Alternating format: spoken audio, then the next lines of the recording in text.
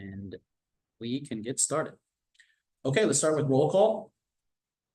Sam Schoenberg, present. Jenny Schaefer. Here. Murillo Garcia is present. We have quorum.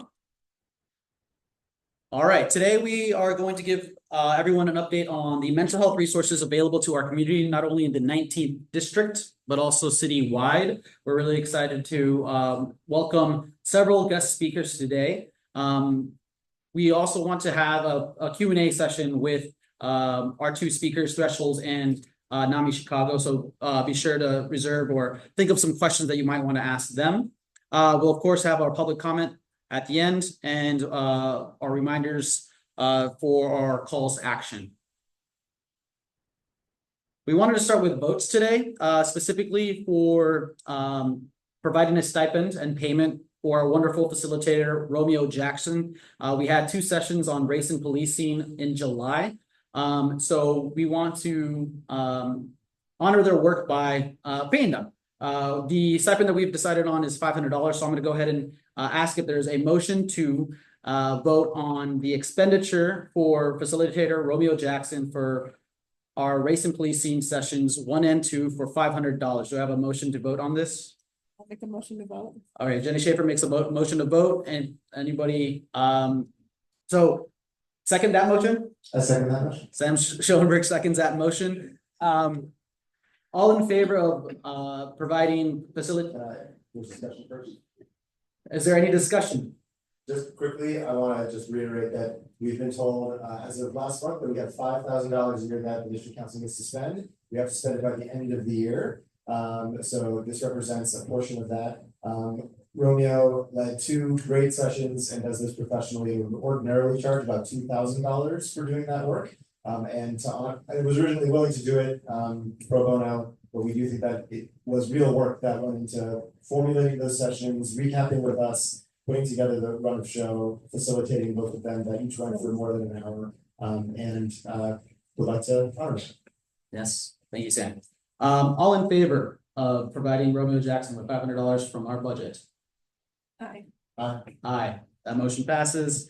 We will be paying Romeo Jackson $500. Thank you.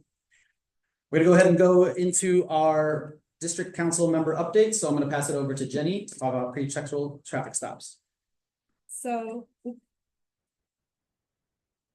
the commission, which is a 7-person commission about that works at the city to talk about public safety and policing, yesterday held a hearing about traffic stops, specifically pretextual traffic stops.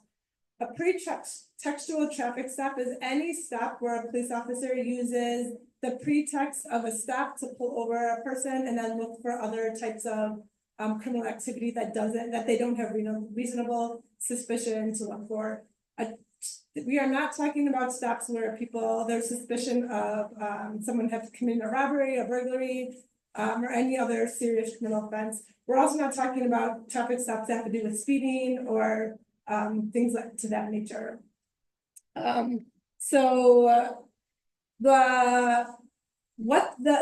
Freedom Move Coalition, you may remember, we had them come out to speak at our meeting several months ago. They've done a bunch of studies of the traffic stops.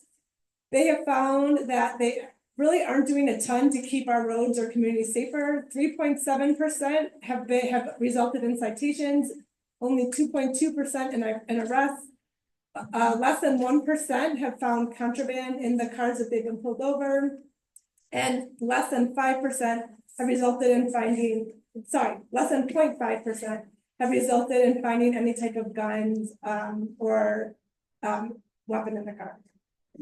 So the Freedom Move traffic stop is suggesting some reforms that to the city that other cities and other municipalities have done to different degrees.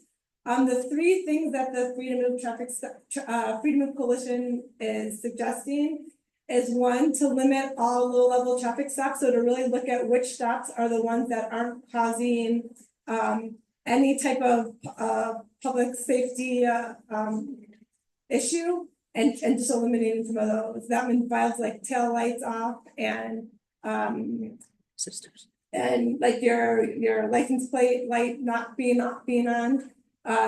They also want to eliminate pretextual traffic stops completely, so saying those are not okay. And then last, they want to end suspicionless consent searches during traffic stops. So that's when an officer, after they've stopped a person, asking them for consent to search their car. They want to do away with that. So the commission is trying to see how and where this would work in Chicago and how it's working in other communities that have done other types of reforms. They overwhelmingly found that crime has either not been impacted or in some cases actually went down when traffic stops, when these types of reforms were put in place.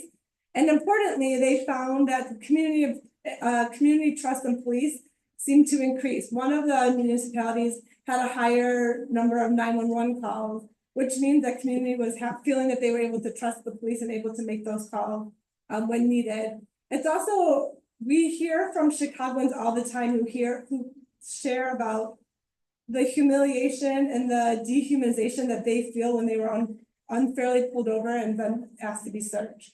So that really goes a long way in building trust.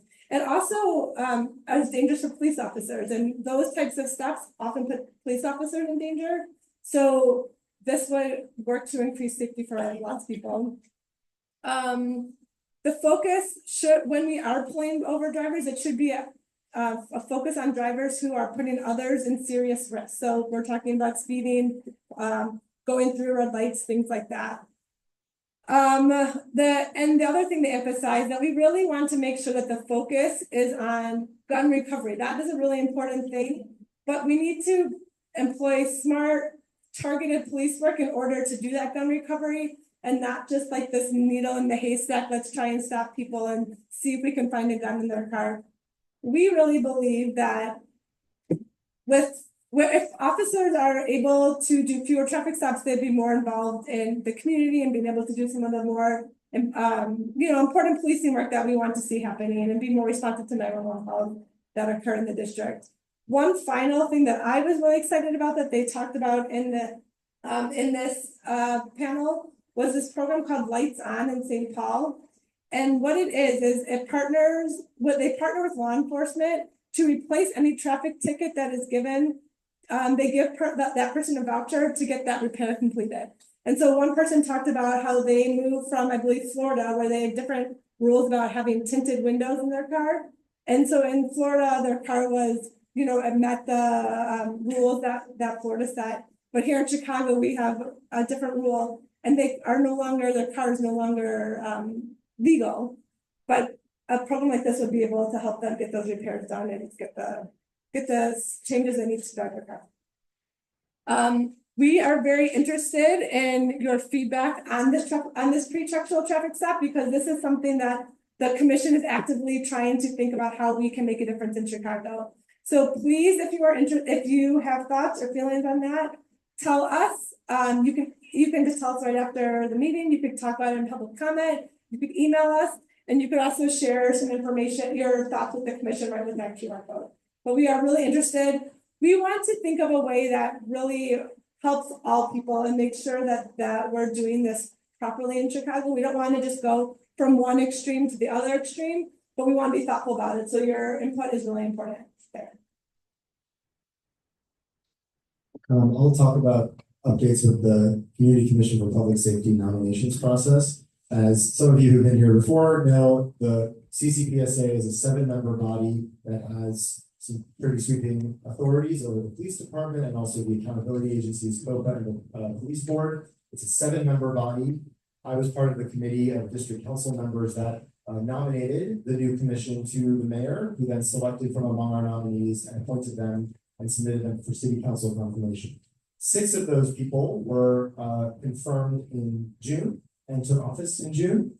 1 nomination was held back, that of Angel Ruby Navarrijo, who's a 23-year-old staffer for Alderwoman Lenny Mana Hoppenworth in the 48th Ward. 2 of the members of the CCPSA must be between the ages of 18 and 24. They're youth spots, but it's not a training wheels position. It is a full seat on the commission. His nomination has been held back by concerns among some on the Police and Fire Committee that his work for an aldermanic staffer might conflict with his work on the commission. The Chicago Board of Ethics has issued a letter that there is no conflict at all with the holding of both spots at the same time. There's also no conflict with him receiving a stipend for his role on the commission and serving for an aldermanic staffer. The Department of Law has also not found any legal prohibition to his appointment to the CCPSA. And he and Alderwoman Hoppenworth have entered into a written work agreement to decide how he would recuse himself from certain parts of his job if necessary, that all work would be done by the book on both of the jobs. And so at our public meeting, the nominating committee last Saturday voted to endorse a letter that we will be sending to the city council and the police and fire committee in support of this appointment. Right now, there is no Latino representation at all on the 7-member commission, and the city that is 1/3 Latino. And we're missing one representative of the north side of Chicago on the commission and one of the 2 youth representatives. So we'll be pushing forward that letter soon, and I'll make sure that we post a copy of it somewhere. We wanted to keep you updated on where we were in that process.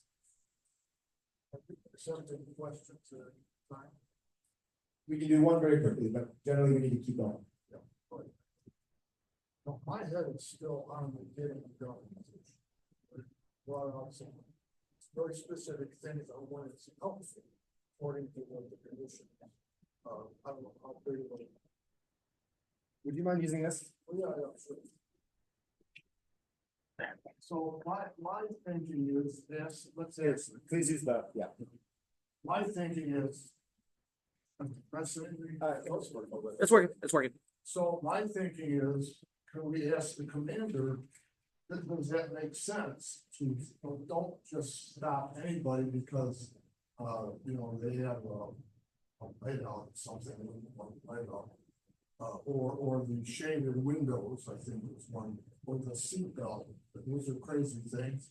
But what you mentioned 3, Jenny did, of what the commission came up with ideas of when it's great to get a higher percentage of getting the guns. We gotta get the guns. That's the goal. And I would very much like to hear from the commander or one of his assistants to respond to this, so we can start to get results. Yeah, I will. Commander and Captain are very generous to meet with me monthly. Today's topic is going to be focused on mental health. So happy to provide you with their input that way. Today, we're trying to keep on task and on topic with the mental I health. believe that getting guns off the street would be healthy for everybody mentally. Totally agree with that. I think the statistics when it comes to the traffic stops is that in over 500,000 traffic stops in each of 2022 and 2023 in the city of Chicago, less than 0.5% of those stops resulted in the finding of guns. And that is good. Every gun off the street is one less gun on the street. At the same time, it comes at a high cost and a lot of people being stopped. And so those are some of the questions that are being asked. And that's why we're also asking for public feedback from the community on what they think should be done on it. All right, let's keep going. I also know that the city is under a lawsuit that there's a lot of things that can't be discussed about the traffic stops, which is why the CPD was invited to the meeting. There was a presentation, but there wasn't a lot that they could share. But the commission is very committed to working with CPD to try and come up with a solution that works well for everyone, because we all want more guns off the street. But I just think that that this particular solution that's being offered, we could think of better solutions, smarter policing to make sure that gets accomplished. My only question was, we asked the commander 100%, just, And part of the agreement today,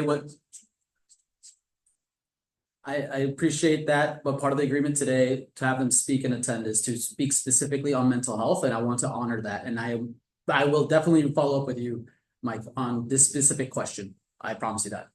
Well, Via email when I get a chance to talk to them on my monthly. a good example of how we can push some kind of result. Feedback from the top. Got the commander. Well, I'll work. I want to upset the whole thing, but. No, it's fine. Yeah, no, I agree. And I think one of the things that we are trying to express is that we have the common goal to remove as many illegal guns off the streets as possible. It's about using our resources effectively and wisely so that we can do that. And that's actually part of the conversation that we're having today is to do that. Okay, so next we're gonna talk a little bit about something, obviously, we always share our community engagement, important meetings, a long list. But then I wanted to focus on one specific one. I have led a mental health policy group for the whole CCPSA district council members. And really the goal of that group is to raise awareness and help mental health crisis response expand citywide. We know that our work here in the 19th district is important, but it won't be successful and we won't have success in mental health crisis response unless all of Chicago has the same types of responses and the same types of knowledge that we have. So making sure, so that's one goal that we have, is making sure that people know about it and that they have access to these mental health crisis responses. One of the things that we did just recently is we held a mental health lunch and learn for all district council staff and kind of gave an overview of where we stand in Chicago. Of kind of what we're going to be doing in tonight's meeting with a little bit more information that we will be bringing to you guys as time passes. We're also helping to compile a list of what mental health crisis response exists in other parts of the city. Working here tonight from Threshold, which we're very lucky, is a great organization that responds here in the 19th district. But there are 14 different community-based organizations that all have their own different mental health crisis teams, and they all work with different reliability, with different hours, with different phone numbers. So understanding what's working well and what teams still need some time to kind of grow so that we can share that with district council members. You may know, we talk about very frequently our mental health crisis card that's at the table. I would welcome people to come grab those. We're also helping other districts. This is one of the 20th district. We're helping them make their own mental health crisis cards that they can share with community members. And one other last exciting thing that our mental health policy group is doing is we're working with people from the care team to do a simulated ride along for district council members. So we can kind of see what it looks like when the care team goes out and does a call. Because of confidentiality reasons, we're not allowed to go on a regular care ride along, which is why it will be actors doing a simulated ride for us. But that's exciting and we're looking forward to that.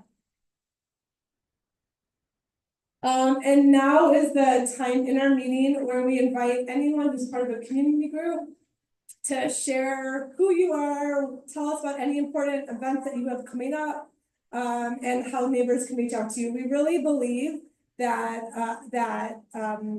having a strong community is central to having a safe community. So we want to make sure people know about what is available. And if there's anyone here representing any groups, could you raise your hand? A couple. Thanks, Sam. So yeah, microphone is on the way. Just share, what your group is, and any events you have coming up. And hi everyone, my name is Samantha Beal, and this is my colleague Leanna Bodlak. We work for State Senator Sarah Feigenholtz, and we just wanted to come say hi and attend all of these meetings and get the same information that you all are getting, so we can stay plugged in to what's going on with safety too. We don't have many events coming up soon, specifically relating to public safety or police necessarily, but we do have an event coming up in September where we will be hosting IDFPR, which is the Illinois Department of Financial and Professional Regulation. So if you know anyone who needs to get a license updated or is struggling with an issue with that department, any nurses, therapists, anything that is a licensed profession in Illinois, they can stop into our office and meet directly with people from the department. And we will be putting out more information about that event on our social media and our newsletter soon. And you can always come see us at our office on Sheffield and Belmont. Yeah, it's good to see you all. Thank you so much.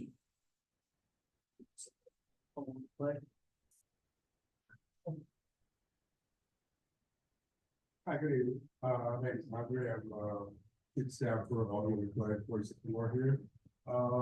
We don't have any events coming up At the moment, we just finished it back to school, that's been very successful, and we had very, very great response from our constituents in the ward. They weighed a ton of bags to a number of different organizations, as well as 200 kids in the school, or in the ward, for the school book bags and supplies, free haircuts. They had a blast.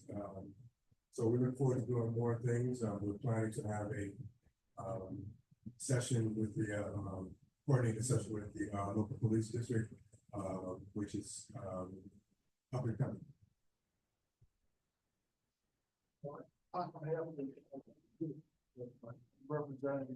I'm representing the Lincoln Square Community Association, also known as Homeless HOLS. So I'm here, obviously, my at-large duty is to come to these meetings and find out how to reduce the crime and how to ask questions that relate to everybody here, including the commander or whoever else comes from the police department. Thank you. Thank you. All right, so the next slide is part of our community partnership plan updates. So we want to spend some time letting you know we have developed 43 goals as a community when we solicited ideas from you on how we can help reduce crime in the community. We promised to the community on a monthly basis to update you on how we're doing against those goals. Again, we came up with an initial list of 43. Here's how we're doing today. Last month, we had 4 completed. We have completed 1 more, and I will tell you that those that are listed in as 18 in progress, we've been working on those primarily. So that is why you can only see 1 more increase on the completed list. And specifically, when we go into these that are in progress, we wanted to talk about a few of them specifically. Just real quick, one of the things that we've been working on is when we got to a bunch of the leaders of the community groups, they said that they really don't have a chance to get to know one another. So thanks to Mike and a couple other people, we are planning an event for them. It's really just a networking event so they can learn what each other are doing and how their groups are working, what's not working, and kind of brainstorm with one another. And that's gonna be on September 18th. If you are part of an organization, a neighborhood organization, and want to attend, please see me or have somebody, if you have someone else you can recommend from your neighborhood. Okay, the next one is related to working with CPD and OEMC to identify which 911 calls for service will require CPD's response and which others could actually go to an alternative response. Very on point for what we have on the docket today. We have enrolled the 19th District Command staff. So thanks again to Captain Forbes for meeting with me last month to talk about specifically calls for service and the coding that OEMC has and is using. We've also met with the NYU Policing Project team members to explore some of the ways that they're defining a similar project that they're running. We're also exploring connections and communications with OEMC themselves and the Office of Inspector General so that we can get a few more answers and definitions squared away to enable this analysis that we're running. Because right now what we're doing is we're trying to adopt a flexible and repeatable analyses citywide so that each district can understand what kinds of calls for service are being called upon and how many of those actually require CPD response in all an effort so that we can allow CPD to focus on serious and violent crime. The next goal, we've talked a lot about civilization of the police force. There's a goal of having 400 more civilians added to the police force. Just to give you an update on where that is, as of June 12th, there's been 69 new civilian positions filled, and there are several others in pre-employment stages of the hiring process. Again, this is as of June. The ones that positions they're looking for were crime victim advocates still, domestic violence advocates, and a senior performance analysis. Another goal that we have is to make sure that we have a community voice in what the workforce allocation study looks like, make sure that we're able to have input on what that scope looks like. We sent out our email to give kind of an update about where the workforce allocation study stands. Last we heard, there still has not been a finalization between the contract. There's three different entities who are involved in this contract. There's the city, there is the third party that's going to be doing the study, which is called Matrix. And then the third party is the Joyce Foundation, which are the funders. So I think there's still work to be done between the funders and and Matrix. But we are continuing to push and make sure that we hear what that scope looks like and what happens with the workforce allocation study. Just some updates. We have our first meeting with the Joyce Foundation Friday. So we'll be able to get some more information there. We really want to establish a point of contact within all of these different entities so that we're able to provide community with the update and able to advocate for a voice in that scope. We also have a line of communication within the Department of Law at Chicago. And the final update is the CCPSA, the commission has committed to advocating on behalf of the commission, district council, and the community to have a way to have an input, their input and feedback on the study. The last couple of goals we want to call out are about camera rebate programs and the availability of cameras for the public. Part of our goals is helping to try to reinvigorate the camera rebate program that existed during the pandemic, which was funded by COVID relief money. That has been exhausted, but hat tip to Mike Rafferty, who's one of our constituents and mentioned this at our last meeting. There are 8 special service areas or SSAs in the 19th district that are currently offering camera rebate programs along certain commercial corridors in the 19th police district. SSAs are special taxing units. They're along main thoroughfares, but for those that have these camera rebate programs, any residents or business along these areas can apply for these camera rebates. The security enhancements can pay back up to from $500 to $1,500. We've put together a website that has a link there with all of the programs that currently exist in the 19th police district, and you can check out each of the different programs. One that I wanted to call out in particular is from the Ravenswood, Greater Ravenswood Chamber of Commerce, which decided to re-up their rebate program this summer after meeting with the district council. Okay, so we're gonna go ahead and move into the main component of tonight's meeting. And we wanted to first provide our perspective on why we're meeting today and why we're focusing on mental health. And this is actually so that we can expand our public safety system and our resources with solutions that fit specific issues in our community so that we can allow our police force to focus on serious and violent crime and building trust within our community. There are several things that are taking our police officers away from the serious and violent crime that they should be addressing. And we want to make sure that we can identify those things and place them on other agencies that might have better solutions or more tailored solutions for these specific issues. So it is an effort in being wiser and being more effective with the resources that we do have. That is why we talk about things like civilianizing the police force. That is why we talk about effective traffic stops, or I should say effective policing and constitutional policing. So that's one of the reasons that we're presenting today, mental health, because mental health actually is the second highest call for service in the 19th district. So if you go in the city, thank you, Sarah. In the 19th district. So to repeat myself correctly, mental health calls for service are the second highest for 19th district in the entire city. So that is a lot of calls for service for our CPD to respond to, while we have other resources in the neighborhood, in the district that can respond to these kinds of mental health service calls. This is a dashboard provided by the Office of Inspector General. You can find it on their website in their dashboards, but we just looked at this again today, ran the numbers for this past year, and this stat still stays true. We first came across this stat point when we were running for this position of district council, and we immediately knew that mental health is a serious issue in the 19th district. How can we get more resources to address this issue? And I mentioned resources available to us in the city and in the district. There are four main options available to us today. We have 988 and NAMI, which we'll be hearing about today. This is a national number that folks can call. We also have mobile crisis response teams. So these are community nonprofit-based organizations, which we'll also be hearing from today. But we also have city-run initiatives like the Crisis Intervention Team, which is through CPD, and we have the CARE, or the Crisis Assistance Response and Engagement.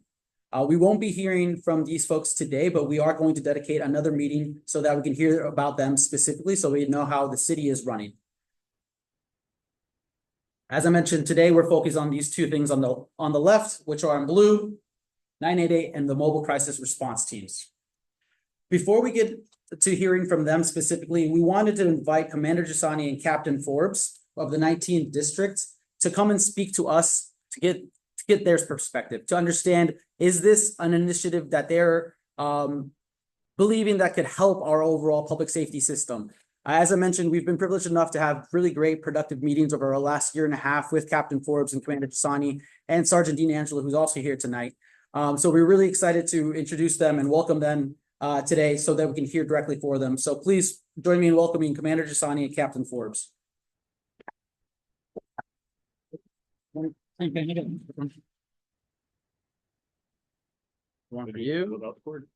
Yeah. Oh, I thought both of you coming up here. There you go. Walking around a little bit. All right, good evening, everybody. For those of you that don't know me, I'm Gisani, Commander of the 19th District. Obviously, we got Captain Jared Forbes over here, Sergeant Dean Angelo, Stan, Jenny, William, thank you for having us up here. NAMI thresholds. We got a good relationship. They've been out to our roll calls. On the topic of, actually, before I get started with the mental health, I appreciate the question you had, Mike. I'm just gonna go ahead and get this out of the way. I know there's been studies done.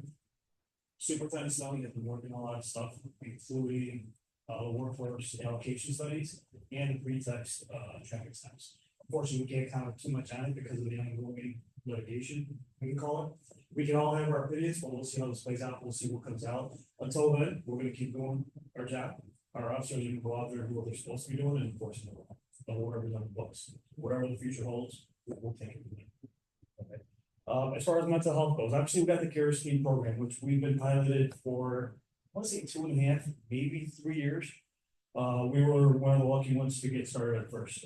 It started off slow, then it built up where CFD was with us, the paramedics were with us, licensed clinicians actually came on.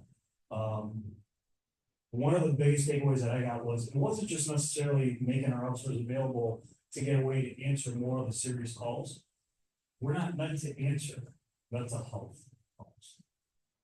We understand job as a police officer, we understand crime, we understand laws that we need to enforce. But more and more, when you see these calls out, we shouldn't be the ones that are responding to it. We can help when there's a violent aspect to it, but we shouldn't be the ones that are either diagnosing or committing or even just talking to the individual. You have personnel that are out there that are trained. You have groups that are well versed in dealing with those traumatic situations. Because remember, everybody that's going through this, that's homeless, is going through some sort of trauma. We need professionals to respond to that. And that was one way the CARES program that would help us. I know it's going to be changing in the near future. What the changes are, we're still waiting to hear back on them. I, for one, do like the program. We'll see the changes that come down. I do hope that we do continue with it, because again, it's not necessarily freeing of our officers, because one thing this program did do to us and the roll call training was for us to be able to understand what people go through, what that trauma is, what they might not be thinking. Just because they're not responding to your commands doesn't mean that they don't like the police or they're going to command you. There's another way we need to start thinking, and this program actually helped us do that. By going through crisis intervention training that our officers, every single one of them goes to, it helps us understand both sides and de-escalation. Which is, again, just because somebody's not responding, we gotta take a step back. We don't just necessarily have to go and take action. One of the other things that we've always talked about, and I know I talk about really always, we can't arrest ourselves out of our situation. We need to be able to talk. We need to be able to hear. Not sure we need to be able to listen, like we're doing over here. So there's different steps. And one of the biggest calls of service that we do over the 19th District is mentally health related calls. I want to say for this year alone, I didn't get to see the numbers. I think the last I checked, it was probably over 1,000 calls that were classified as mental health disturbances. Now, that doesn't include if there were like a robbery in progress or a retail theft or somebody that broke windows, but then had that underlying mental health condition, it doesn't account for those. So the 1,000 is just for the ones that call in knowing that there was a mental health disturbance. There's plenty of more calls that our officers do respond to. So programs like this, working with groups like yourself, you guys bringing attention to it, it helps us. Again, we shouldn't be the ones who are responding, we can definitely use more training, everybody can. There's gotta be different ways of being able to respond to these situations, so it's helped a lot. I know, again, with the CARES program, it's nice having those clinicians. We actually wanted to see program expanded to more districts, to more hours during the day, of when we see these calls. And I want to say within the next month, we should see more changes coming down, because I know the mayor's office is heavily invested in expanding this program. What it's gonna look like, obviously, it's gonna unfold and come through. We're not walking away from it. Our roles might be different in how we're responding to them, but the program will be. And we will be expanding it. So I know that's where we stand with that. So. Thanks, Commander. I had one question.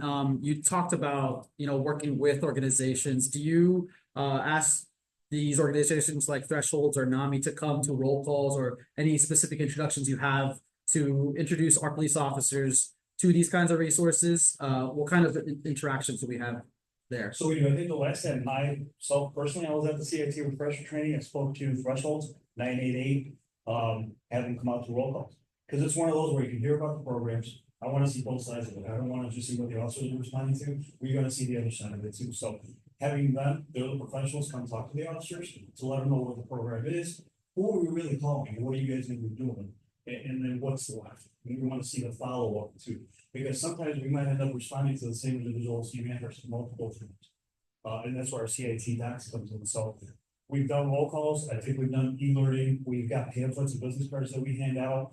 Again, the 988 is good. Thresholds is good. Now, I know Alexa James started off everything. It's been wonderful. There's been good communication. There's been good communication. Awesome. Is either of you have any question?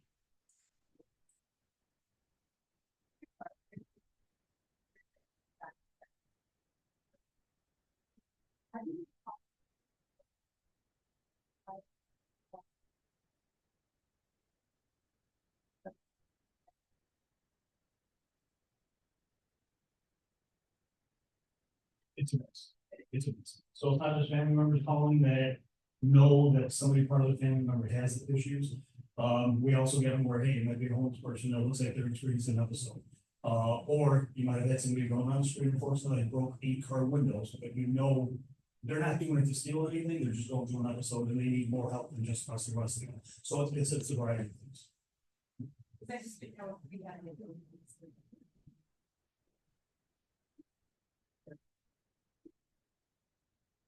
No, and there's no one location where we can say, hey, we get like 50% of our calls over here, no, it's spread out. Yeah, it's spread out. One of the things too that we're looking at is how are these calls for service coded? There are 324 codes in the OMC that can be used for 911 calls. Only 4 of those have a mental health, literally the words mental health in them. So we're trying to understand, why are these coded this way? Can they be coded any differently? Commander just mentioned there could be an underlying mental health component, but is that what's coded? So we might even be missing like these situations from that perspective too. Man, thank you so much for being here and for working with us, and Captain and Sergeant, really appreciate you being here. For the current care program, it's been a pilot for the last couple of years. Is there 1 or 2 things that should be done differently from how care currently works that would make it more useful in our area or citywide? One thing, for instance, that I've heard from some officers is that the age limits that care has make it less available for folks who are, I think it's above the age of 65 or below the age of 18 to get service. That's one area. I'm not sure if there are, if you see that too, or if there are others that could be improved upon if it's expanded. No, that's definitely one of them. The other one, me personally, is the number of hours. It's because when we have the fire department involved, Chicago Police Department involved, clinicians involved, the hours they can work, what they can do contractually, what days they can work. So even the timing and the schedule and what they can do kind of restricts. They might only be out there for a handful of hours based on schedules coming in. Training the officers have to go through, training the department has to go through, the clinicians have to go through. So that kind of limits that scope. So I would like to see that expanded. And be available for longer hours and have a clear understanding like what hours there are. Thank you. Commander, thank you so much for joining us tonight and answering our questions. We really appreciate it. And we're looking forward to continuing to work together. So Yes. thank you so much.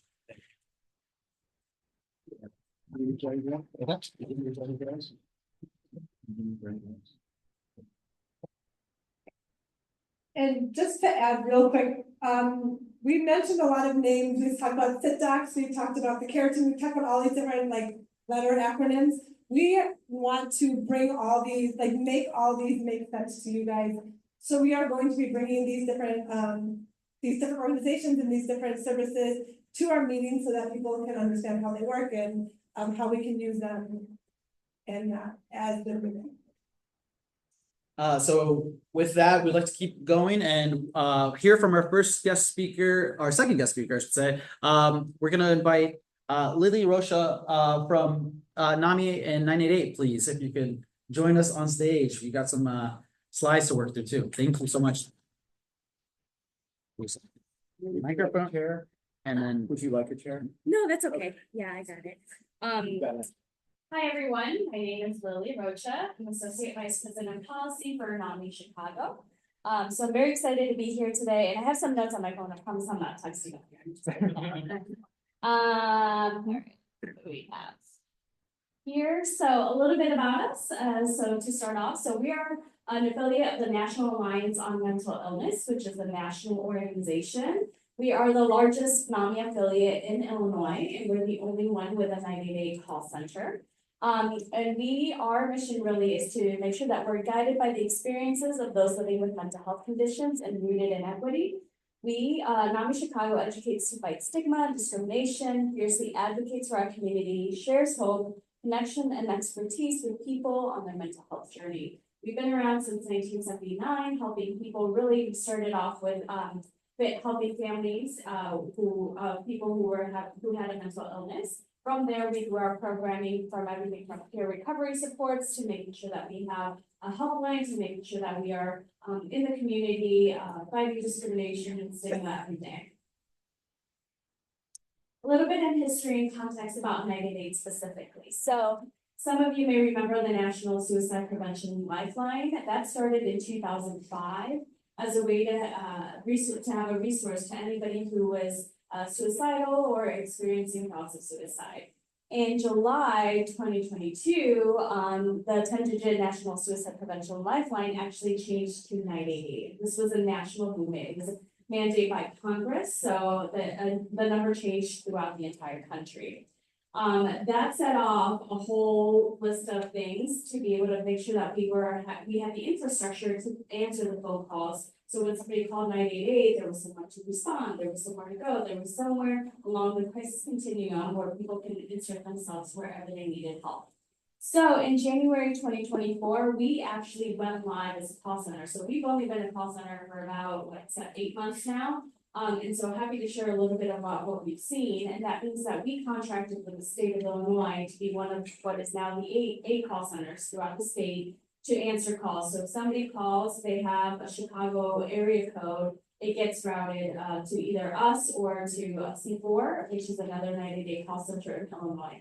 If folks with other area codes throughout the state call, they'll be routed to one of their nearest call centers. And we took this work on really because of our history providing telephonic services. So I'll talk a little bit about our helpline and what that is, but it's also another line where anybody in Chicago and really in Cook County can call and ask for help. So a little bit about our structure. Just 90-day in general is available 24/7 through 65. There's never a moment where 90-day is not available. It is always available. That said, our staff, we are available 16 hours a day from 4 p.m. to 8 a.m. What that means is that when somebody calls during our off hours, their call just gets routed to another call center. So there's no interruption for the user. The user will always have somebody to pick up. But for our call center, we're online 16 hours a day. We also define crisis. It's really important to talk about it as experiencing emotional distress. So it could be that somebody is having a panic attack, somebody is feeling a lot of grief and they're just feeling really overwhelmed and don't know what to do with those emotions. It's really for anybody who just doesn't know what to do at that moment. It's also for a loved one who may see their loved one experiencing those feelings at that moment.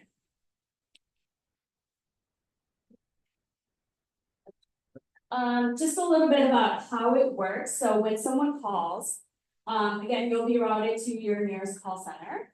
At that point, our crisis counselors, it's working. Is it working? Yeah, okay, can you guys hear me? Yeah, thank you. All right, so when that happens, so a couple of things happen. So our crisis counselor will first engage the caller and explore their immediate safety. So, are you having thoughts of suicide? Like, how are you feeling right now? Just be able to assess where they are.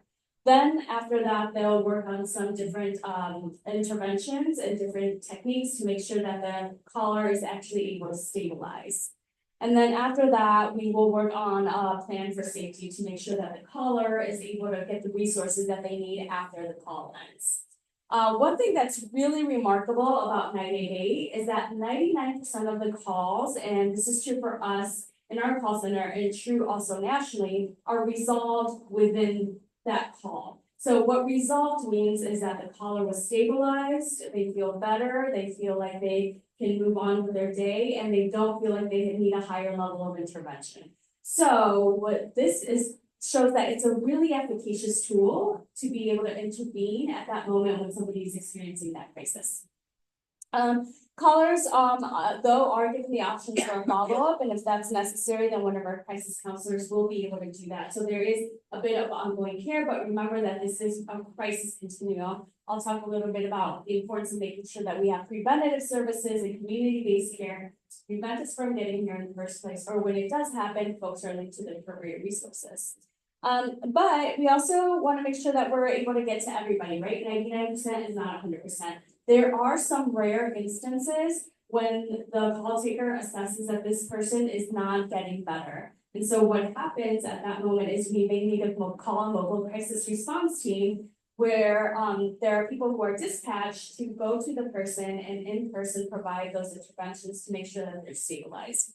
If that's needed, then we'll work with the caller on that plan, and then we will connect with the mobile crisis teams and make sure that that's ongoing. But again, only 1% of callers have needed a mobile crisis team, so I think it's really important to think about how we use 988, make sure that it's widely advertised and widely used, because it can minimize how many folks are actually needing a mobile crisis response.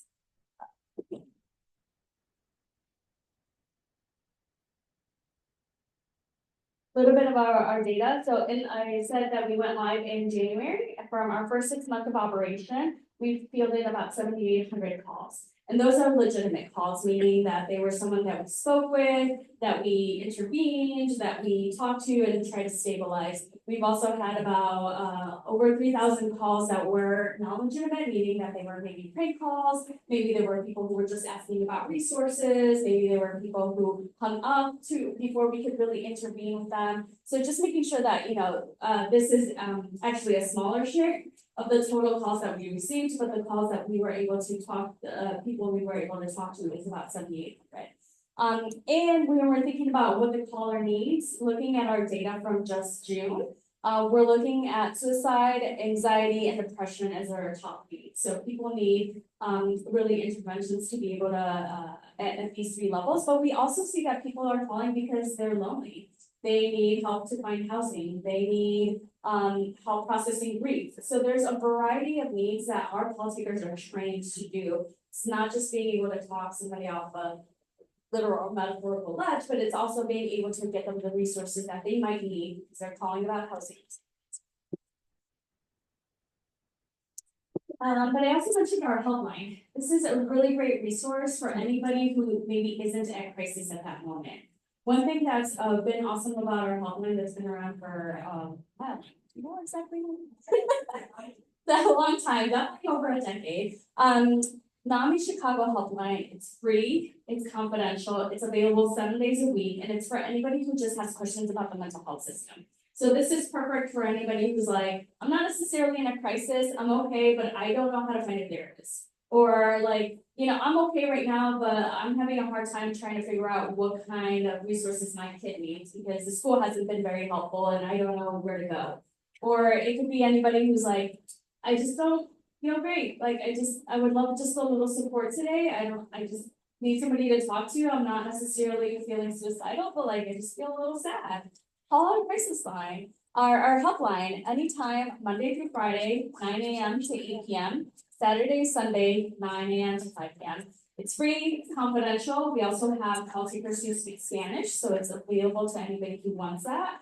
If there's other languages, we do bring in a third-party language translator, so we will be able to handle those calls. And then you can find more information at chicago.org, but please, we're asking the public to get help and getting the word out about the helpline. And then we also, again, just 988, some of the top level messages that we also ask for your help in getting out about the service is that it's free, it's confidential, it's for anybody experiencing a mental health crisis.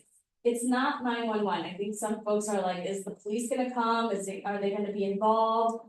Very, very unlikely. What is gonna happen is you're gonna talk to a trained counselor who's trained in clinical interventions to be able to help you feel better. And you can call 988, you can text 988, you can also chat 988 just on your laptop. So if you go to 988lifeline.org/chat, you can just chat them. I think the texting option is really cool. It's something that we definitely want to talk about more with some of the younger generations who might hate talking on the phone but love to text. It's available by text too. And it's available in various languages, Spanish included, but a variety of other languages. So really would love your help in getting the word out about 988. One of the ways that I personally try to do it is, I had a friend who was texting me and she was like, oh my gosh, all of this is happening in my life, and there was a death in my family, and this is happening with my marriage, and I was just not in the space where I could receive it. And I was like, hey, like, I hear you and I want to talk to you, I just can't right now, but have you ever thought about reaching out to 988? Like, it's a really great resource. I've used it myself when I was feeling like I was panicking and I just needed somebody to calm me down, like, you should try it. And so I texted her the resource and she's like, okay, I'll think about it. So I think that's one way, like, you can easily weave it in once you're like, hey, you don't seem to be doing okay. Have you thought about this? It's free, it's confidential. It seems to really work. And I told her, I was like, it's not therapy, but it's something that's gonna help you right now. And maybe that's what you need and that's okay. And also, I think a long way too, what goes a long way is just being able to show your own vulnerabilities. We know that research has actually demonstrated that one of the ways that we reduce stigma about mental health is just being able to share our own stories with people, and that makes people feel more comfortable being vulnerable themselves. So that's a little part of why I shared my story with my friend, hoping that she would, then feel more comfortable using 988. Yeah. Sorry, go to the next slide. Yeah, are you open to taking some questions? Yeah, anybody have any questions? Like when you're going to use referrals to the people online, have any similar way of knowing that they're calling you? If there's referrals, like if someone's looking, you're having mental health crisis and you're referring them to social worker or housing or how do you get the continuum of care that happens? I guess. Yeah, no, that's a great question. How do we make sure that there's linkages, to ongoing care? Because the thing about crisis care is that it's great for that moment, right? But we also want to make sure that we're getting the person connected to the resources that they need so they don't have to keep being in crisis. Do you have any insights into that? And I'll introduce Jessie Watkins, our Chief Program Officer. So I think that's a really beautiful question. And it's something that we talk about it being confidential and free, right? So oftentimes we don't know that there's solid other resources, specifically on the 988 crisis line. And that's because it's designed to model into moment in time intervention to keep someone from utilizing more intensive interventions. That being said, at Chicago and then working with our community-based partners and doing a lot of case management and care coordination, we are able to actually track some folks who maybe show up throughout our own internal continuum of care, they maybe engage with our helpline, because that's oftentimes a resource that we use out. But we there in levels of care with not be just folks end up getting engaged with us in a different way, where they say, oh, okay, we saw that you contacted 988, but for us, it's really in that moment that person is feeling safe and that we deliver the resource. But it is something that it comes up internally often. I think since you're more focused on the crisis aspect of the activities world, I guess think would be interesting to see how then other organizations are being tracked, is there any way of tracking kind of that confidence goal, like, hey, we got someone and they heard about it from you or anything like It that? doesn't have to be like about the board and Yeah, I'm just curious. no, it's a great question, and part of it too is we do have some folks who do consent to a follow-up call. So from some of those calls, we do collect some data, like, okay, this person was connected here, was connected there. I would say in NAMI Chicago, I lead the advocacy work, so my job is more to then work with legislators, lawmakers, entities to build out, like, we have to build out like the entire spectrum of services from prevention to education to treatment to recovery to make sure that we're connecting folks here. But yes, programmatically, just thinking about 98, it is really in this moment in time. Basically, it's anonymous. Yeah, You don't give a telephone number or call ID or anything like that. You ask them if they want to give their name, that would be treated. You know. to get their name. You ask them and you say we don't have to. Yeah. Yeah, no, we can definitely like ask them like, do you feel we use your name or like how can we connect with you, et cetera. So there is a lot of like a sense of we want to make sure that the caller feels safe with us, right? And so sometimes it's just maybe asking a little bit of consent, like, are you okay? Does this feel okay? Does that? But then once we have that consent, then we are able to work with the caller. You do about 30 months. It's 7,800 and we started in like late January, so it's probably closer to what? 6 months. Yeah. It's for this area. It's just for us as NAMI Chicago. So there's 8 988 call centers throughout the state. This is just for us. So, I couldn't tell you how the other call centers are doing. Probably similar, but it could also be more or less depending on a variety of local factors. I think one thing that we want to hone in on with 988 is a national lifeline, right? But a lot of mental health needs are hyper local, meaning that folks need to be connected with resources in their neighborhood. So how do we make sure that we go from this like national service to then be able to connect folks to somebody in their neighborhood? You're 7,800 for Chicago.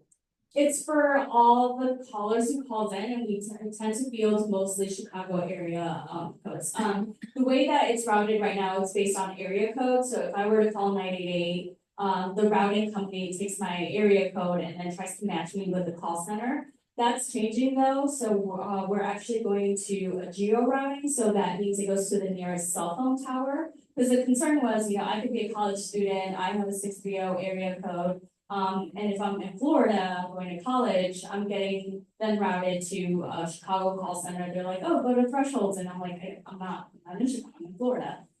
So the idea is now that we're using cell towers and we're going to use geo routing instead, it won't matter what my area code is. I can be in Arizona or wherever, and I'll be connected to local resources because I'm being routed based on my cell ping rather than my area code. Okay, so it sounds like you're calling for yourself or somebody else, but you call it with just somebody on the street that looks like they need help, or that they can drop, or you don't know.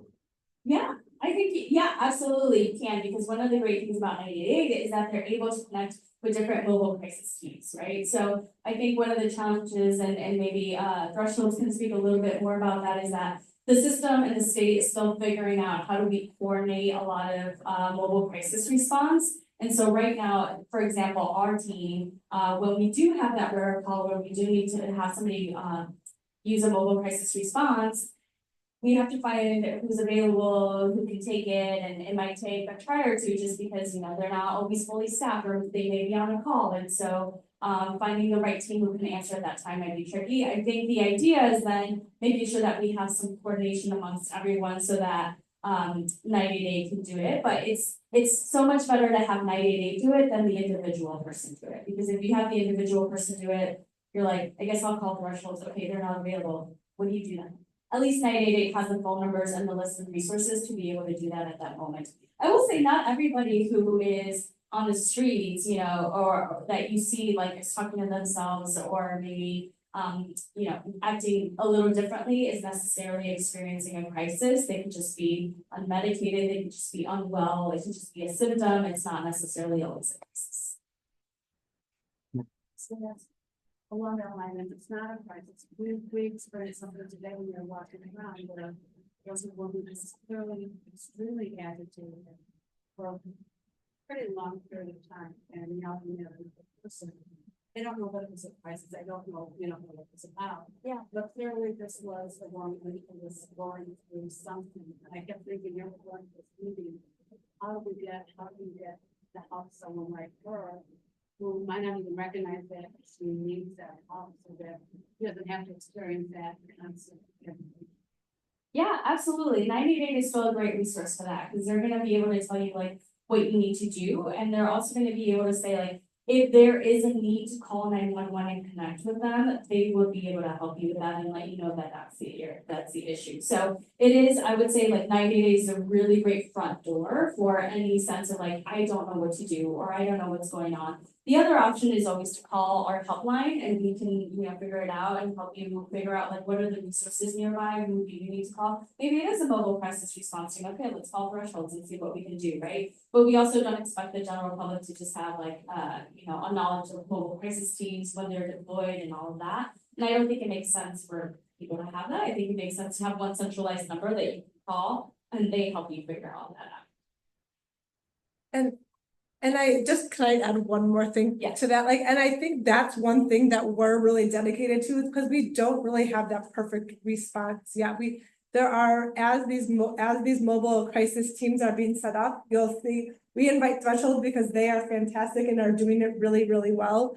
We have interacted with a lot of the other mobile crisis teams across the city who don't have a 24-hour response, who aren't able to send out a person to certain types of calls. And so like to these third-party reported calls that you're talking about.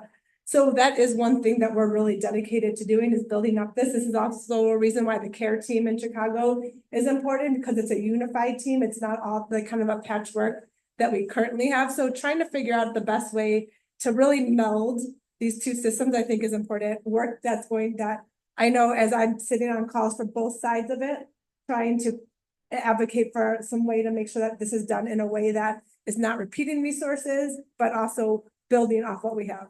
Yeah, and the state right now is really focusing on a lot of those conversations. We've been involved really for the last few months in a lot of conversations about implementation, financing, coordination, shared jurisdiction, a lot of that. Remember, the system is 2 years old, right? 911 took a few decades to iron out. And it's finally at a place where people know how to call it, they know what an emergency department is, all of that. We're not there yet with the mental health system, but I think we're getting there. We're making progress. All right, last question, Mike, you had one? I think the commander acknowledged you for helping out in certain situations.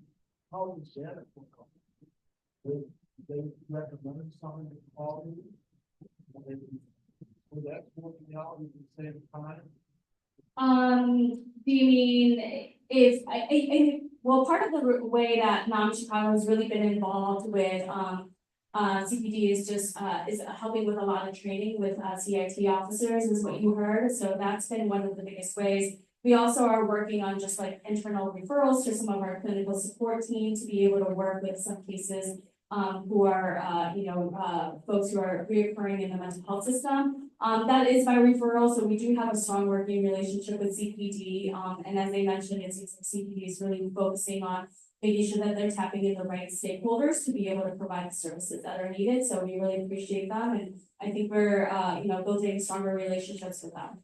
And then another thing that we've done is we've gone to these roll calls and handed out these resource cards, which names NAMI and thresholds, and given them to police officers and say, hey, if obviously you're going to respond to the 911 calls that you were asked to respond to, but if you go and say, okay, this situation could have been better handled by thresholds or NAMI, next time call this number. And so we're trying to arm them with more information as well, so they can raise awareness overall for all the resources that are available in the city. Yeah, and we'd love your help again, getting the word out about 988 and our hotline. No, thank you so Yeah, much. I think Thank you. we really appreciate you coming and sharing about this, and this is a really important resource that we are excited to share with the community. Thank you. Thank you, Lily. All right, then the next speaker we're gonna bring up is Manuel Meza. He is from Thresholds, and he is that second box that we were showing you, the mental health mobile crisis response teams that he helps lead. Are you? Hello, everybody. How you guys? Good. Good. That's right. Yes, my name is Manuel Mesa. I'm one of the area directors at Thresholds. We have 4 different area directors. I am under the crisis response program that we have. We have 4 teams at Thresholds that do crisis response. 2 at Cook County, which I won't talk about today because it's a Cook County hospital and it's more hospital-based stuff that we do over there. Today I'm going to be talking about our mobile crisis response teams. We have 2 crisis teams I'm going to talk about: mobile crisis response and our living room. First, mobile crisis response teams, they're part of the 988 continuum of care for crisis, I would say. It's called a 590 grant. The 5 mobile crisis teams are funded by the state. They pay us to have 24/7 coverage for people in crisis. The point of teams are to be able to provide the right resources to people in need.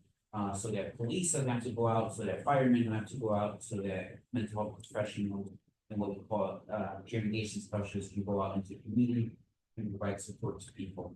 The state has it. It's a small little map here. Every inch of the state is covered by one of our teams I'm going to talk about. Different agencies throughout the state are contracted to this 590 grant, that's called, to provide a service. Some of the agencies are Thresholds, Trilogy, Wholesome Wellness, HRDI, and multiple other agencies that provide the service across the state. And that's the little Chicago map there, and it's very small, but yeah. What we do, we're a 2-person team. We go out into the field. So we're in the office 24 hours a day, 7 days a week. We have 3 different shifts. We have a morning shift, a second shift, PM shift, we call it, and an overnight shift. It is of 3 to 4 staff working on site, and we take the phone calls either from 988 or direct calls to our crisis line, and then we respond in the community to any mental health crisis. Our goal is to stabilize the person in the community and give them community resources that they can use in their community. Of course, it's a big city. So the teams are divided up by region. We have 3 zip codes. We're mostly here up in the north side, 613, or 0 and 57, I believe, are at 3 zip codes. They'll be at, but those are 3 zip codes. So we're pretty good with the resources available in this area that we can give to people that are going to be useful and helpful. I believe you had a question about follow-ups. What we do is we will make a phone call the next day or in 2 days to that person and see if that resource helped, or they haven't called, or they called and no one answered. We then give them a different list of, for example, I need a therapist. We'll give them some therapy in the area. If they'll still work, not available, not answering, we'll give them more numbers to call until hopefully they find somebody. Ideally, some people refuse their calls, which is also fine. So when to call? You can call us really at any time that people feel they need to talk to somebody. We are not classifying a mental health crisis as you're ready to end your life. It could be just because life happens and you're sad and you're anxious. And you're just lonely, and you need someone to talk to before it gets worse. Go ahead and call us. Someone will pick up the phone and speak to you on the phone first. If you want, we will come out to your house or to the community, at a Starbucks, at a Dunkin' Donuts, at the park, wherever you are, to talk to you until you are feeling better and feeling safe to go on about your day. That can take 1 hour, it can take 5 hours, we're there for a long haul. The longest we had is like 3 hours until we home. And we had some as short as 10 minutes. Just walk away from us. So you can call us for any of those reasons we have up there, and again, those are like kind of the bigger ones with panic attack, shortness of breath, crying, but it could be just, I'm lonely and I wanna talk to somebody. Not a problem, no problem. We've all been lonely and we know how to do it.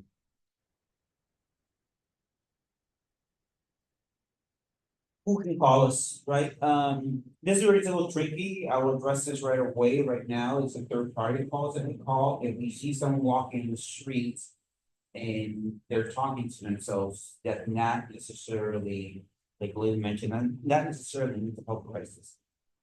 It can be symptoms of their mental illness. They may need medication, and we can go out and do an assessment, see if they're harm to self or others, but if they refuse to talk to us and they're not really being a danger to themselves or to others, then we will leave. Our services are strictly voluntary unless you are threatening to hurt others or threatening to hurt yourself. Then we will have to get involved and do an inpatient hospitalization for further assessment. That's where we would have to call 911. And we will facilitate that to get someone to the hospital. But I do want to point out that we do get some angry people that will call us. You didn't do anything with the person down the street that was talking to themselves or just hanging out there, but they were that we can't force people to our services. It is voluntary. So I do want to stress that. Our goal is to de-escalate, right? First thing to assessment is everyone's safe. And then second, to help de-escalate you and give you a safety plan. What is the plan to help you get through the night? What is the plan to help you get to your next therapy session? I already have a therapist. I'm seeing him Friday, but it's Tuesday, and my anxiety is really acting out right now. What can we do between now and your therapy session to help you get there so you don't have to go to the hospital, so that you don't have to call 911? So that's kind of our goal of what we do. And again, your resources if you don't have them. That can help. And a resource not to be a professional, it could be a friend, it could be for you to talk to a family member, or a professional if needed, right? It's up, we let the person guide it. We believe that the person is the expert in their own lives and what works best for them. We can obviously make suggestions, but only you know what's gonna help you. Only you know what's gonna calm you down, only you know what's gonna make you feel safe and help you get to that night.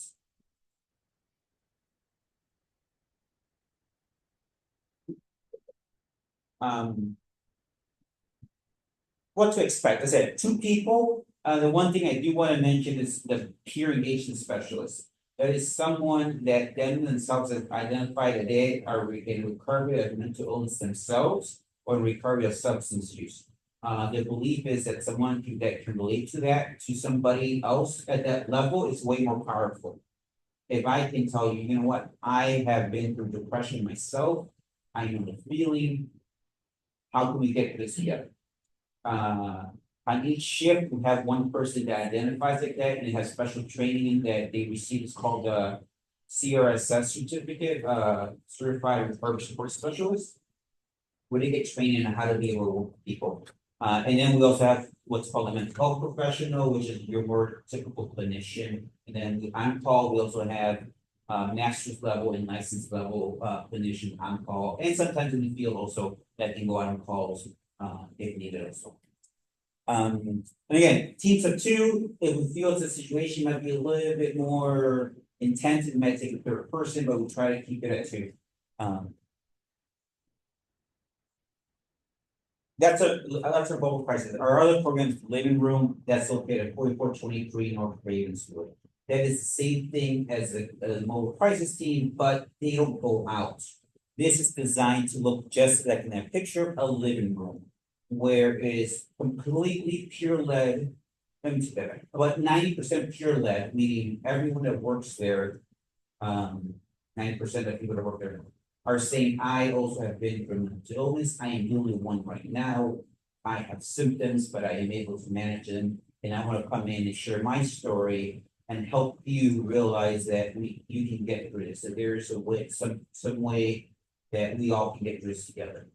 It's a very calm, relaxing space. They offer you food, they offer you coffee, not like a whole meal, but a sandwich, a snack, coffee, water, orange juice, and you sit there. It's a couch, it's comfortable chairs. We got chairs that recline back, a nice like one of those big fireplaces, you know, on the screen, aromatherapy, sound therapy, they do everything there. And you can stay there for as long as you need, up to 23 hours. Up to 23 hours. Up to 23 hours, and we hope to avoid you having to go to the hospital. Sometimes people need just like, I don't feel safe going home tonight because I am really gonna hurt myself. I'm so scared when I get home. Can I just hang out here? Sure, you can hang out there. There's staff again 24/7, 365. In a very secure setting. And the ratio, like they can only have one guest or staff that they have, so it's never gets overwhelming, never gets too crowded. We try to keep a very calm environment. Can you just talk about where you're located? Yes, for 4423 North Ravenswood, we are on the corner of Montrose and Ravenswood. I think is the best way to describe it. And then there's flyers up there that has address or our phone number also. So far this year, mobile crisis response team in the first year, so we opened in June 2022. We opened in that first year or first half of the year, we took 530 calls. In our second full year, we took 1,151 calls. We dispatched into the community 164 times. Some of our work does overlap with what NAMI does in 988. A lot of the calls can be dealt with over the phone and safety plan over the phone people. The ones that can't, we do go out. Our number one goal is to go out and do it in person. We feel that that's kind of for people to call us that's more effective a lot of times. And the living room, this year has so far 1,378 people come in, or called in total. I'm sorry, let me do that again. 1,378 interventions we've done. 601 different times people have come into the living room and received services, and that is from January 1st to the fiscal year to July 1st. That's the numbers. I don't have numbers from July or August yet, but that's the numbers for the living room. And 99% of those people have avoided hospitalization, which in itself can be a traumatic experience. A lot of times is not the best option for people with crisis or people dealing with emotional problems. Yes. And is this something that an officer is able to drop off a person at the living room? You read my mind. I was gonna say, we do have a work relationship with CPD where at times they will drop people off at the living room. Instead of going to the station or processing or proceeding with charges. But the thing to remember, both of these services are completely voluntary. We cannot make people stay. We cannot lock someone in the living room. If someone says, hey, I don't want this, I'm out of here, see you all later. We can try to ask you to stay, but you can't. And I'll be honest, we had a handful that they're not ready or their symptoms are too severe that you need inpatient hospitalization, where we do need to call, but like numbers 99% end up in a safety plan where the person goes back to the community, to her home, safely. Now they may return the next night, but that's fine. We're there 24/7. So yes, great question, Jenny. Next steps. We want to do more. I feel our services are very underutilized. We have a full team at Mobile Crisis Response ready to answer phones. Tonight, there's 5 of them, and one of them is here with me that will love to go out there and respond to calls in the community. We feel that we are in the community physically, we still don't feel that we are part of the community, and that's one of the reasons we're here tonight, is because we want to be part of your community. And there's different ways we plan on doing that. We are going, some of our staff are gonna become mental health first aid certified trainers that we're gonna offer to the community. We were also at the Alderwoman's Plays back to school event the other last Saturday. And we want to come to more of these events so that you all know us and trust us and know that we will be the person to I respond to calls. Be on response, right? We would go and respond to calls. So I could be the one knocking your door when you call and say, "Hi, remember me from the Uptown Church?" So that's our goal, is we know people go through things. We know life happens to all of us. We're not immune to life, the ups and downs of life, and we are here for support. Don't have to be having like an extreme crisis to call us. Just say, "Hey, sad. I miss my friend. I miss my loved one that passed away. Whatever it could be, and we're here to just listen and walk in this journey together." That's kind of one of the trainings we receive, is that we can't take our pain away, we can't take people's problems away, but we can be there as support and walk along with you as we navigate this life together, right? That's our goal. Some issues, oops, did I miss that one? Yeah. Some of the issues is, 988, in the, how the calls get routed, it's a little weird sometimes. Sometimes we take calls from California, from Alaska, we're taking some weird calls sometimes in different parts of the country, just because of how the calls are routed. And then I think the other point that sometimes people get upset is that our services are strictly voluntary. Some people call us and get really upset because we can't remove that person from the situation they're in. But if people say, "Hey, I'm fine, leave me alone," we have to also respect people's privacy and right to be left alone, unless you're gonna hurt somebody else. So that's something else. But yeah, any questions? Yes, whoever. Do you ever go on a call and realize you have the feeling you're unsafe?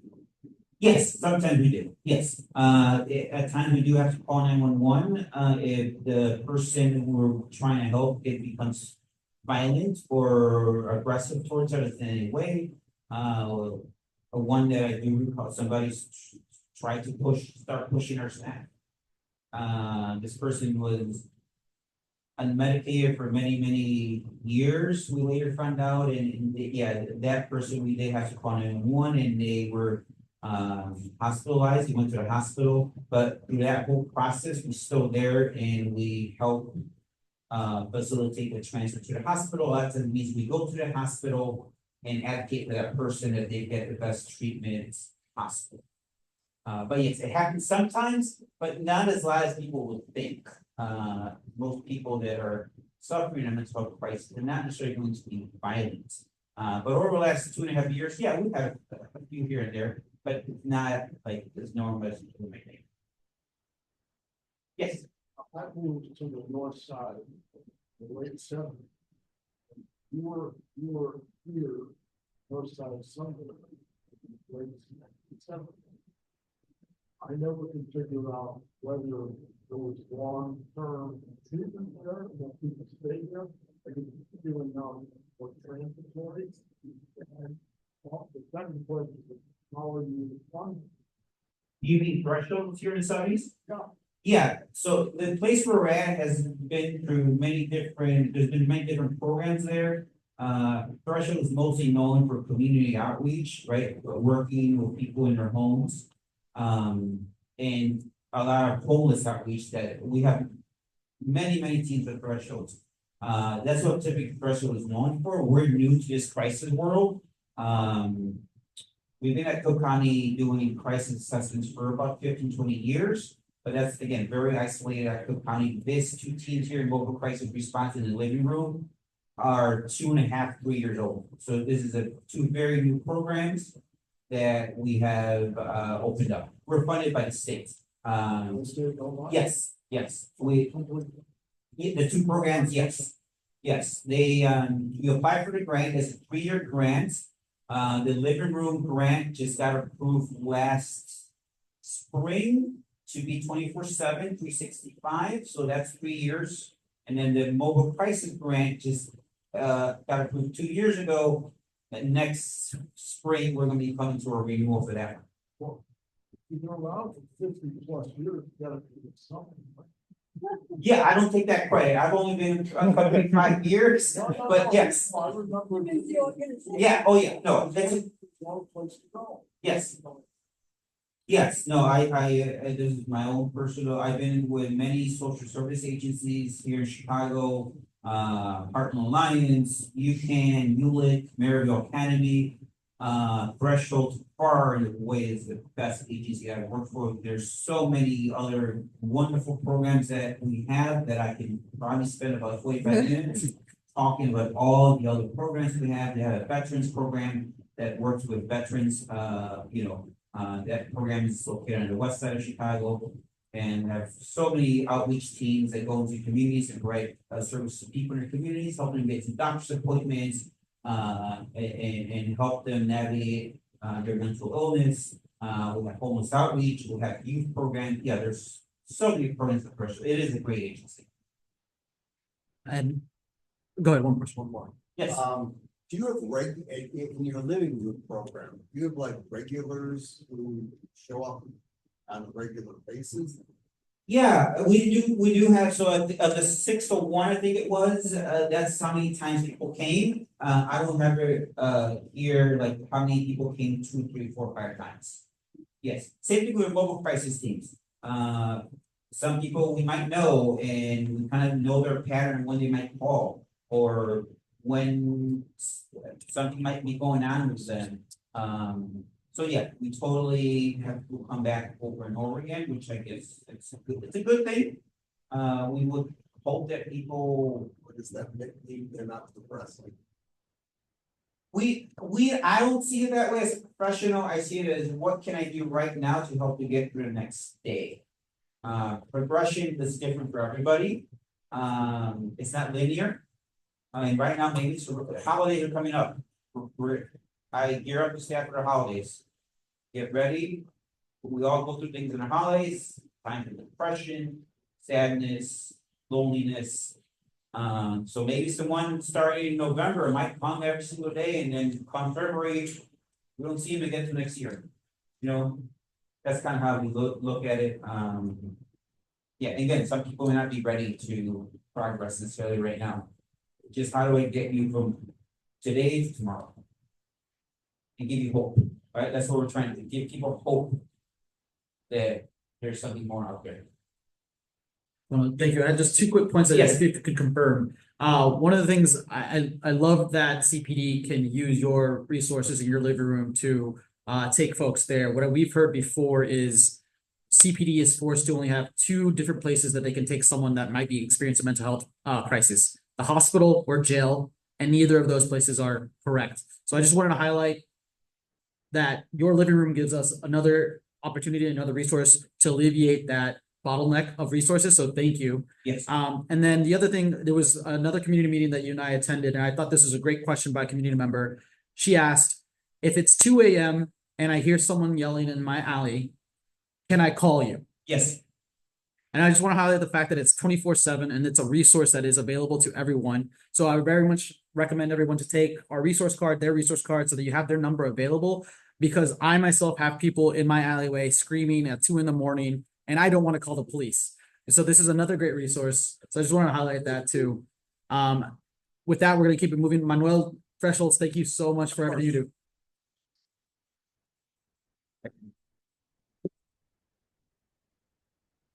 Okay, it is getting very late, so we just want to quickly go back real quickly mention, just so you guys have an idea of the umbrella of services available. There are crisis intervention team trained officers, which is a special 40-hour training that certificate program that some CPD officers get.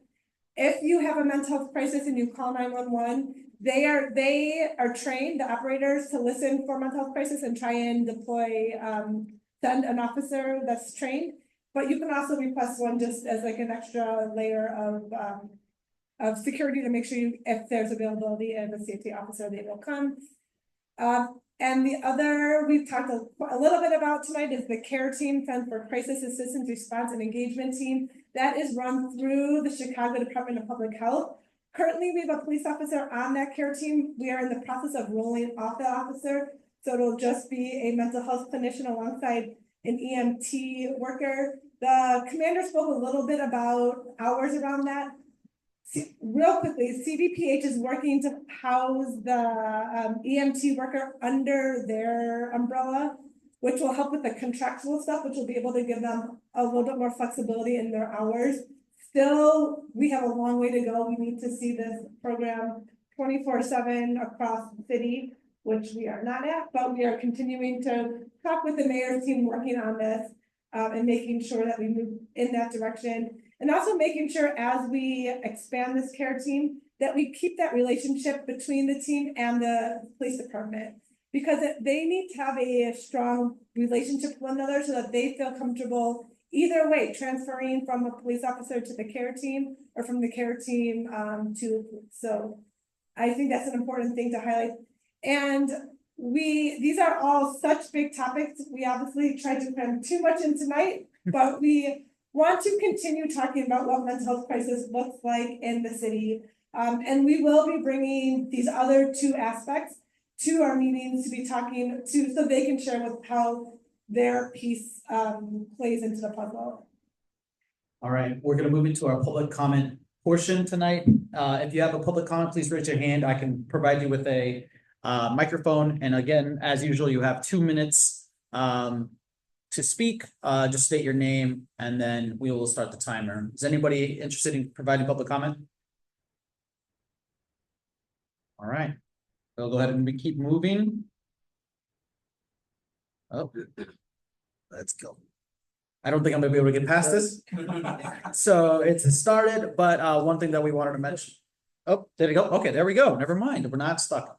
We're going to be having a meeting where we have a expert come in and talk about the CPD budget. It's going to be September 17th. This is a joint meeting with other districts. But we wanted to invite everybody out to join us so that you can give your input, give your opinion on how the CPD budget should be formed in the perspective of us, the community members. So we wanted to provide that opportunity to speak with an expert. Again, September 17th.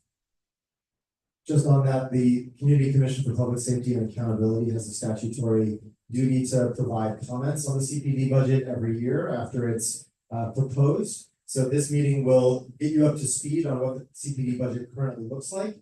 And the commission is working on making sure they're incorporating more feedback from community members and district council members this year in the process. So we'll be focusing a bit on this at our next meeting as well at the end of September. He represents the Better Government Association.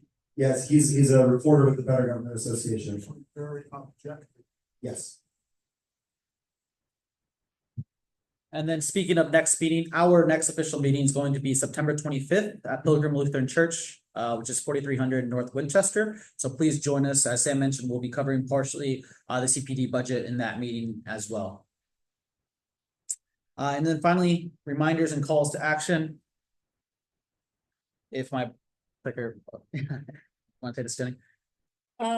Yeah, real quick, the 17th District Council has a vacancy, so they are looking for people, the eligibility. We tried to highlight the eligibility, it's still really small, but if you're interested, the 17th District Council goes from Devon to Belmont, the river to Cicero. So if you know anyone who lives in that area and is interested in serving on District Council, please share this information with them. And then the last, our action items. We've talked a lot about mental health resources. We have our cards. We've been sharing them with businesses. Businesses are always very excited to get these. If you want to come with me on a canvas and share them with businesses, please talk to me. We can find a date to do that. Also, grab some cards, share them with your friends, share them with your favorite businesses in your neighborhood. Let them know that these resources exist. We also are really trying to collect people's ideas and thoughts about pretextual traffic stops. I recommend watching the commission's hearing. I recommend we had a meeting about this in April, I don't know, a April. while back. Going on our website, listening to that, but please share your opinions with us, because we want to pass that along to the commission as they're doing their investigations. Also, I am looking and thinking about starting a learning series for people in the 19th district, where we're kind of digging a little bit deeper into some of the topics that we're talking about. I really believe that change happens from within and from learning and from understanding better. So I want to just bring opportunities for people to have that time to dig and to think a little bit more about these issues.